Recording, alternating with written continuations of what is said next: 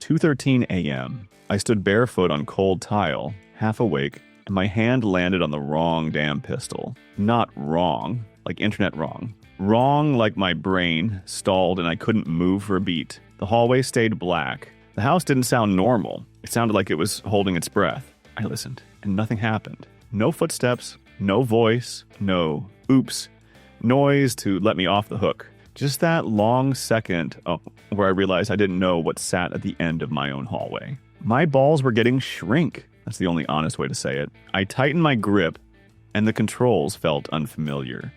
Like the gun asked a question I didn't have time to answer. That hesitation pissed me off more than the scare did. Bad light.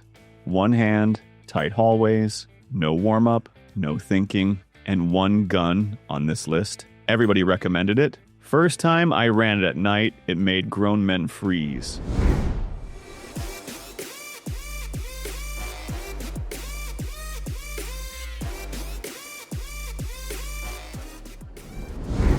A few months back, a house noise yanked me awake. Not loud, not clear, just wrong. I got upright fast enough my head felt behind my body. FN 509 Tactical sat right there. I've been telling myself it was the smart answer. Capacity, control, serious, gun, the one that didn't do, surprises. Then the doorknob at the back door moved. Not a jiggle from the AC. Not the house settling. A real human try. Metal on metal, slow, like somebody didn't want to make noise, but didn't care if they did. I moved into the hallway, and that's when the ugly part showed up. My brain didn't lock onto the door first. It locked onto the gun, grip, window, sight height, where the damn muzzle sat under the light. The 509 felt solid, but it still asked me to manage it. In the dark, half awake, that was a tax I didn't want to pay. Another twist on the knob, harder. My pulse spiked, and I caught myself checking the gun again instead of owning the moment. I hit the light, yelled, and whoever it was backed off fast. Footsteps on gravel, gate latch clapped. Gone. The FN didn't fail. That's not what bothered me. What bothered me was I lost seconds to the gun, and seconds were the only thing in that house I couldn't buy back. Later one afternoon, I tested a home defense idea that sounded stupid until it got real. Gun in one hand, phone in the other. Not a fantasy drill, just me. In my own place, trying to do what normal people did, call 911, listen, move, keep my head from turning to soup. HK VP9 sat perfect the second I got both hands on it. Smooth, easy, clean. That was the bait. Then I kept my support hand busy on purpose. Phone up, speaker on, thumb hovering over the keypad like I actually needed to talk. And the VP9 shifted. Same gun, different personality. The sights didn't settle the same. The press felt longer. The whole thing asked for a second hand back like it was owed one. I tried it again. Doorway angle. Light bouncing off the wall. Me trying not to muzzle my own furniture like an idiot. One-handed, the VP9 stayed shootable, but it demanded attention at the exact moment I needed attention somewhere else. That pissed me off because 10 minutes earlier it felt like a sure thing. Nothing was wrong with the VP9.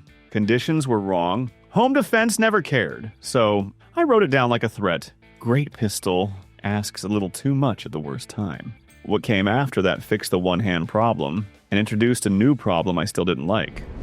Middle of the day, not scared, not amped up. I went to the stairwell because that spot told the truth. Tight walls, hard angles, sound had nowhere to go but back into my face. Glock 17. Gen 5 was already staged. I grabbed it like it was automatic, like it was the easy answer, no ear pro, because home defense didn't hand you ear pro. I lined up a safe direction and sent one round, just one. The Glock did what a Glock did. Bang. Cycle. Ready again. Boring. But the stairwell turned that shot into a damn concussion grenade. Pressure hit my chest. My ears spiked so hard my thoughts stuttered. My eyes blinked like I got slapped. For a half second, my brain wasn't tracking anything except that blast bouncing around inside the house. And that's the part nobody sold me on at the counter.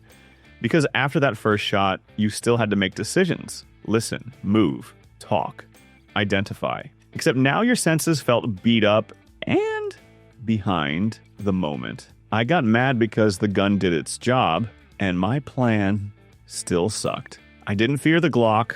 I feared what that first shot did to me inside my own house, and I still didn't have a clean answer for it. A couple of months back, some guy said something that landed harder than it should have. I don't care how well I shoot it, he said. I care what happens if my wife has to use it, and I'm not there. That line pissed me off because it was right. So I stopped thinking like a gun guy and started thinking like a house guy. Walther PDP full size felt excellent in my hands. That crisp, locked-in feeling that made you want to trust it just because it felt good. I handed it over anyway. Cold. No warm-up. No coaching speech. Grip took her longer than it should have. Not panic, just that tiny scramble where hands search for solid. Then the rack. Watching it happen was worse than doing it myself. She got it, but it took effort. And effort turned into time. Presentation was the next tell. The muzzle wandered until she found it. Once she got settled behind it, it looked great. That was the trap. Because home defense didn't hand you extra seconds to get settled. The PDP didn't fail. It just didn't share confidence as freely as I wanted a home gun to share it. After that, I stopped trusting feels good. The next pick proved why. Years ago, a detective told me something I never shook. The most dangerous second in home defense isn't the shot, he said. It's the second before the gun is fully yours. That line came back the day I was staging a Beretta 92 FS and caught myself romanticizing it. That old school weight, that authority, steel, and history. You picked it up, and it made you feel like you were holding something proven. And I tried to grab it fast. My hand landed high, not off by miles. Just enough, just sloppy enough. And I had to settle it. Tiny correction, tiny delay. The kind of thing you didn't even notice at a range. But in a house, that tiny felt loud. Because the moment this title is actually about wasn't a clean draw on a flat range. It was somebody moving fast. Somebody closing distance. Your family behind you. Your brain half a step behind your hands. Once the 92 FS was in my grip, it felt rock solid. It felt like it belonged there. What bothered me was the first touch. It asked for a cleaner first moment than I wanted to promise it, and I never completely stopped thinking about that.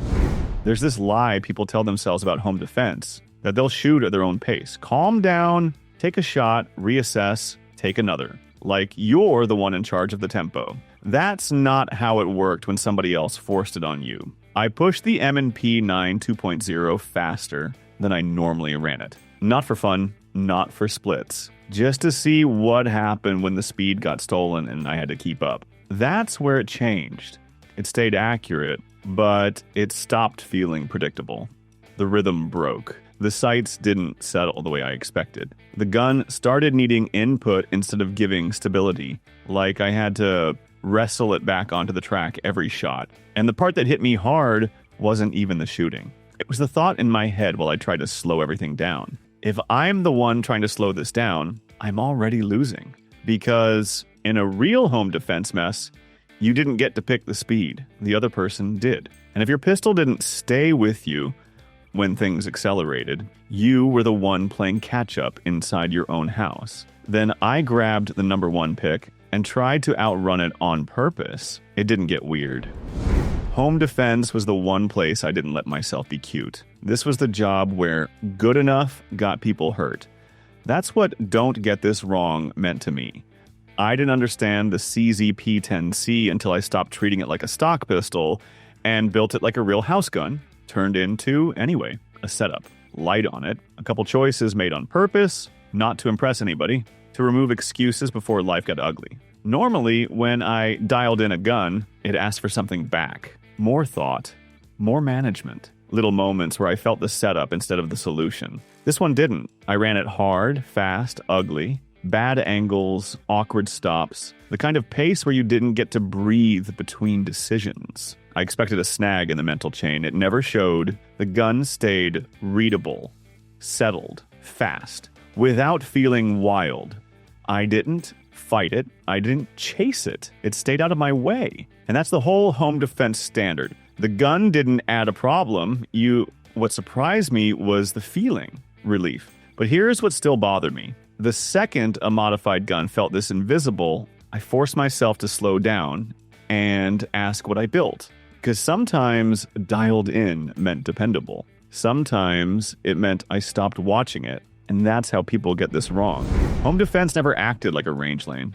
It stayed tight hallways, trash light, dumb angles, and your hands doing stupid stuff because your head wasn't fully online. The right gun stayed boring. Boring controls.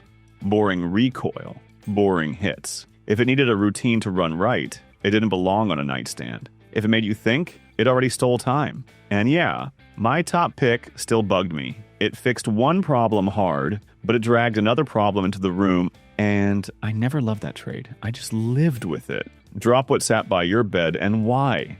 Not the brand, the reason. I'm Steve. Sleep made people soft. Houses got loud.